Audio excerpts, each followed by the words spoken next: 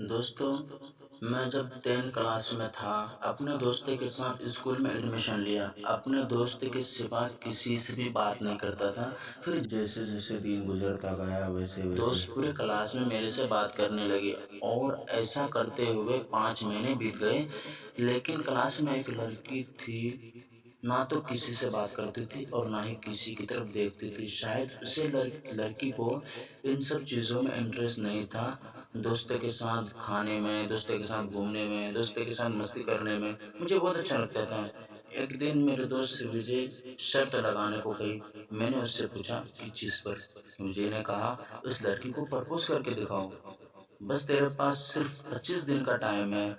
मैं डर गया। लेकिन वही बात है ना, जो काम कभी नहीं हो सकता, उसे दोस्त करवा देते हैं। फिर मेरे दोस्तों ने कहा, कार्तिक तू कर सकता है भाई। और मैंने अपने दोस्तों के चैलेंज स्वीकार कर लिया। अगले ही दिन जब मैं स्कूल आया, मुझे बहुत डर लग रहा था, लेकिन मैंने हिम्मत करके माया को हाय बोल दिया। उसने मुझे हेलो कह के जवाब दिया। फिर मैंने माया को पूछा, आपने मैथ का काम कर लिया? उसने हाँ में जवाब दिया। फिर मैं बात को ख़त्म करने के लिए उससे मैथ की बुक ले ली।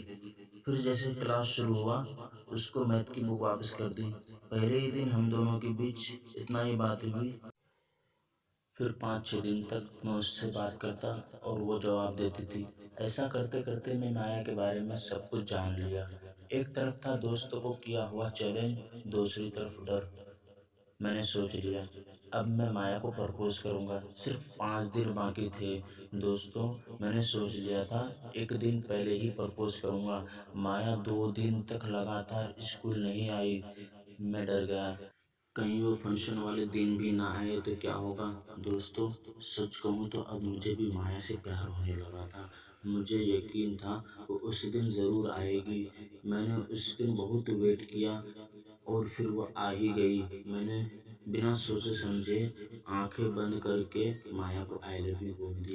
जब आंखें खोली तो वो मेरे सामने नहीं थी। फिर देखा तो वो बेंच पे बैठी है। उसके पास गया और जवाब मांगा। वो बोली, सोच के बताऊंगी। फिर 2-3 घंटे बाद जब फंक्शन खत्म हुआ, तो फंक्शन खत्म होते ही एक लड़की मेरे पास आई और बोली, माया आपको बुला रही है। मैं बहुत डर गया। जब मैं उसके सामने गया तो वो हल्की से कान में आई लव यू टू बोली।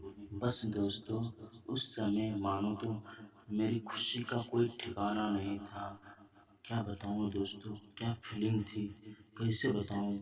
ऐसा करते-करते हम दोनों एक साथ रहे और फ्लर्ट भी कर ली।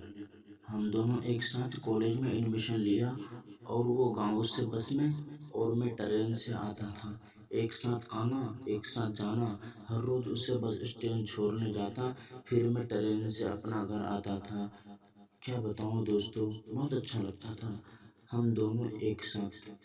एक दिन मैं कॉलेज नहीं आया, मुझे घर पे कुछ काम पड़ गया था। मुझे पता नहीं था ऐसा भी हो सकता है। मानो तो उस दिन मेरी ज़िंदगी रुक सी गई थी। 10 मिनट पहले ही माया से बात हुई, वो बोली मैं घर पहुँच के बात करूँगी। फिर शाम हो गई, मेरी जान का कॉल नहीं आया। फिर रात हो गई, कॉल नहीं आया। फिर सुबह भी हो गई, मेरी जान का कॉल नहीं आया। मैं कॉलेज पहुँच गया, लेकिन मेरी जान का फ़ोन नहीं आया। फिर दोस्तों ने बताया, माया कल रोड क्रॉस करते ही माया का एक्सीडेंट हो गया था।